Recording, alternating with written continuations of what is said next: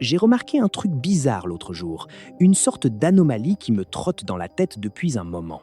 Tout le monde, absolument tout le monde, que ce soit votre médecin, votre voisin, le présentateur de la matinale ou votre tante qui se prend pour une experte en bien-être, vous répète la même consigne.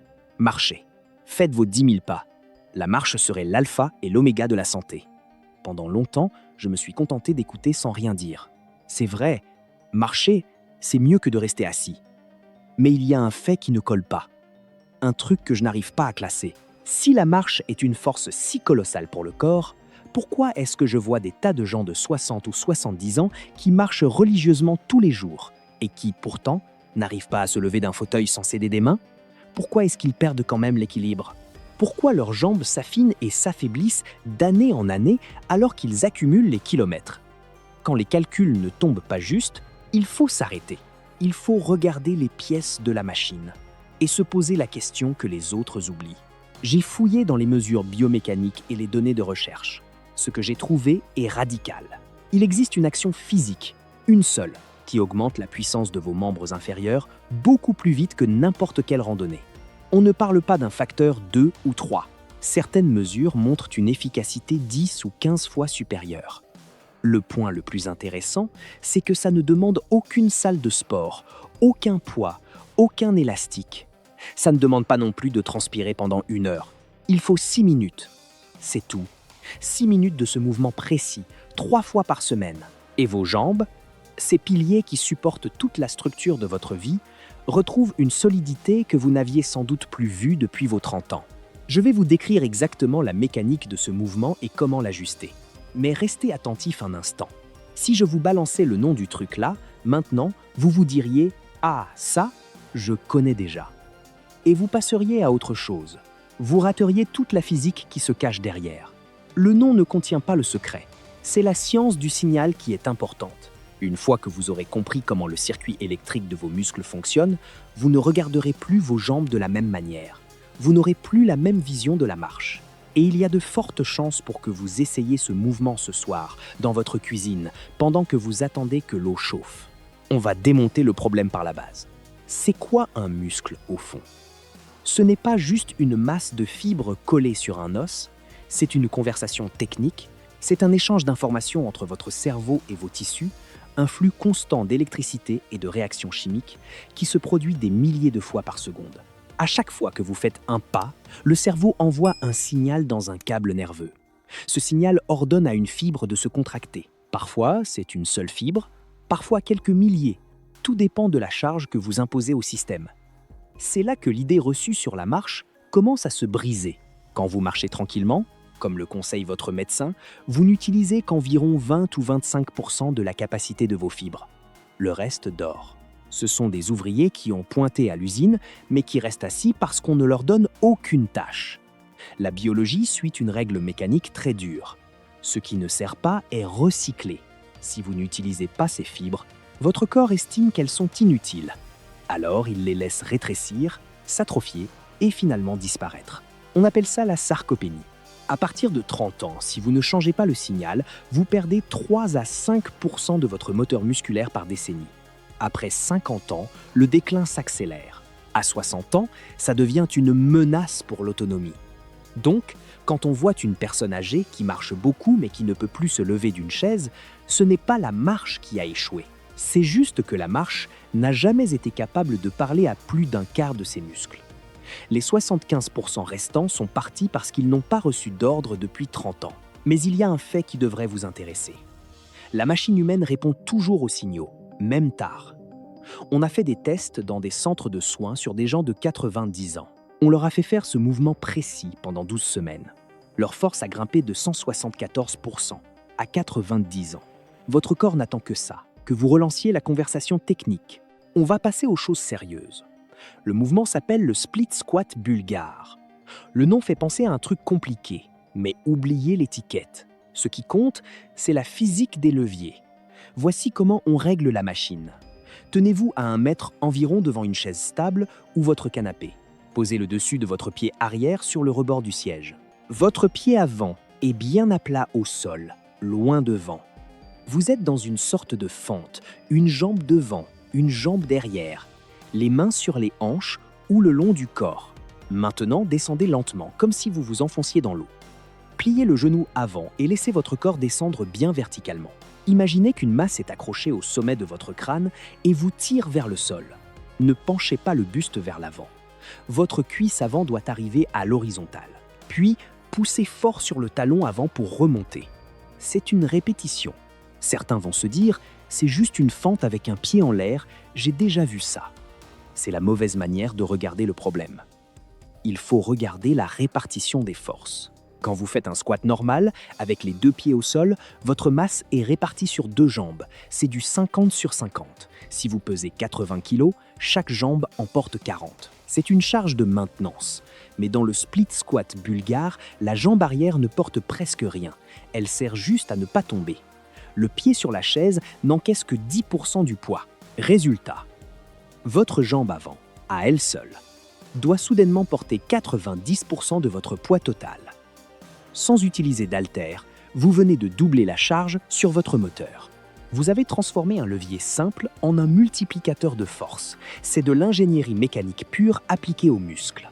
Ce n'est pas fini. Le volume de la charge ne fait pas tout. Il y a aussi ce qu'on appelle le temps sous tension.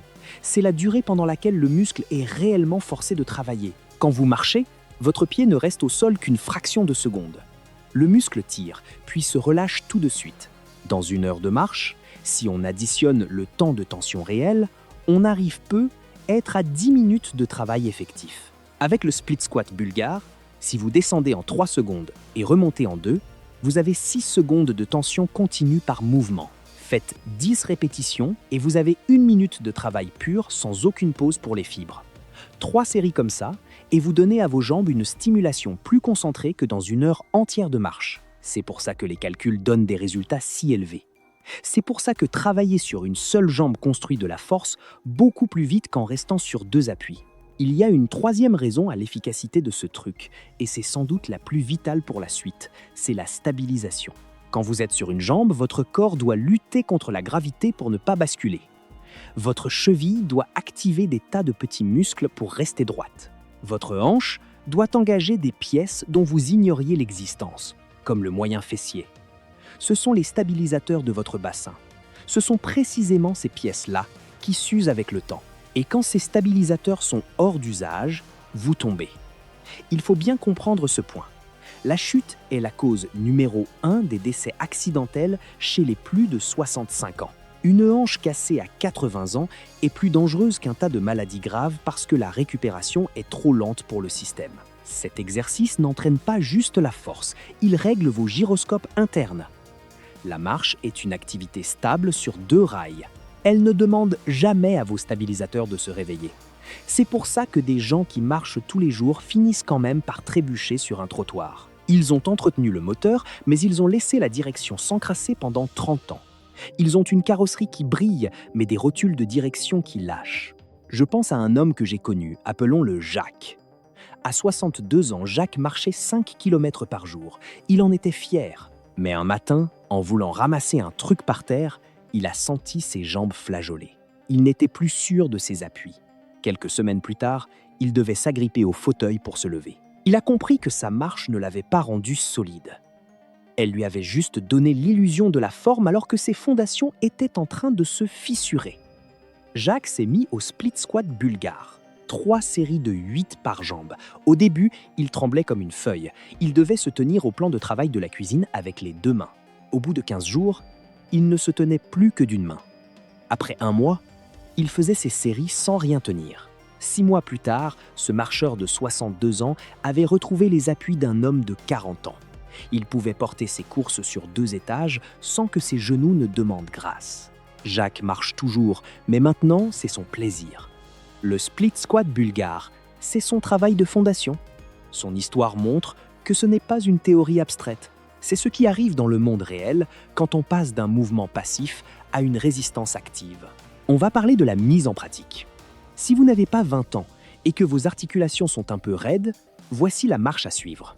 D'abord, commencez au sol. Ne surélevez pas votre pied arrière. Faites juste une fente classique, les 2 pieds bien ancrés. Apprenez à descendre droit, le genou avant aligné avec le pied sans qu'il ne rentre vers l'intérieur.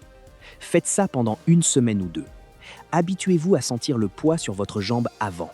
Deuxièmement, quand vous passez à l'étape du pied surélevé, commencez bas. Un dictionnaire, une couverture pliée, pas une chaise haute. Plus le pied arrière est haut, plus le levier est difficile à manipuler. Allez-y étape par étape. Troisièmement, allez lentement.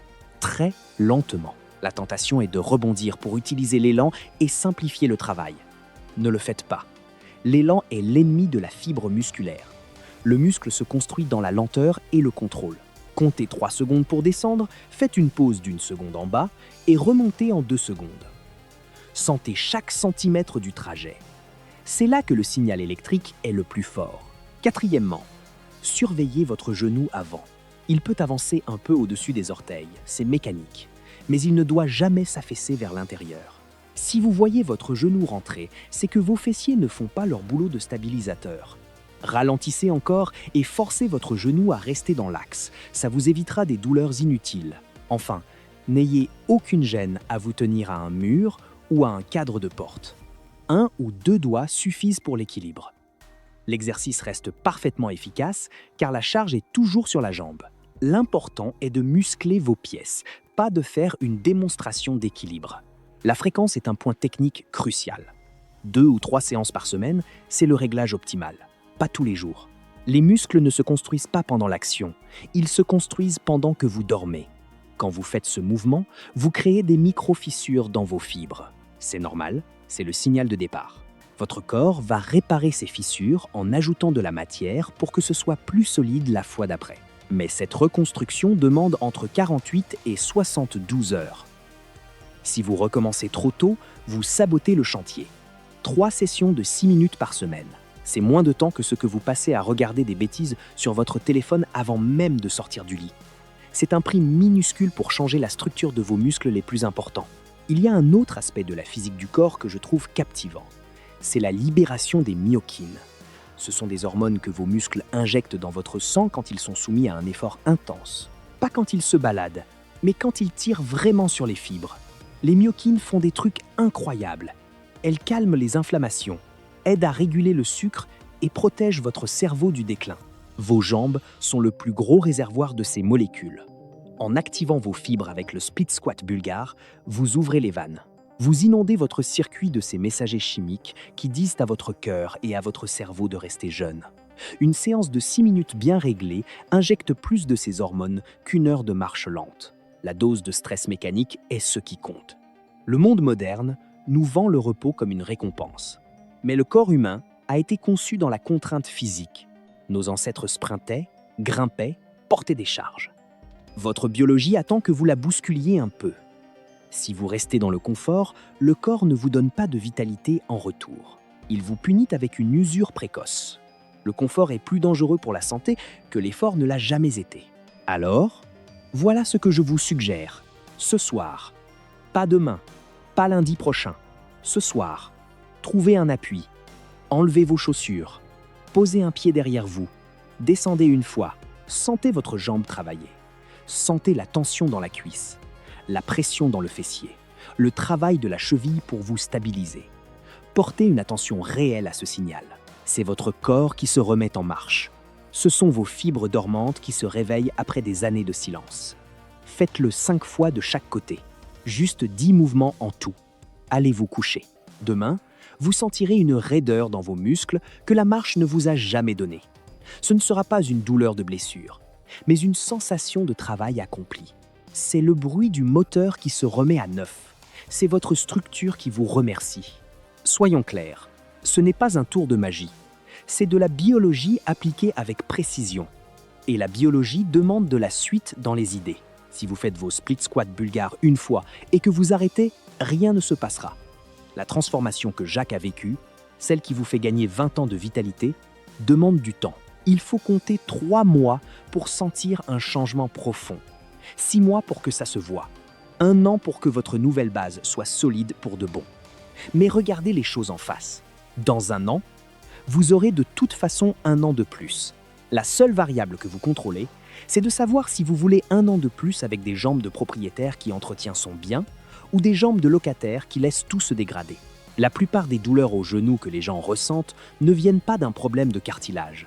C'est souvent une faiblesse musculaire qui fait que l'articulation porte tout le poids. Renforcer les muscles et la douleur s'évapore dans la plupart des cas.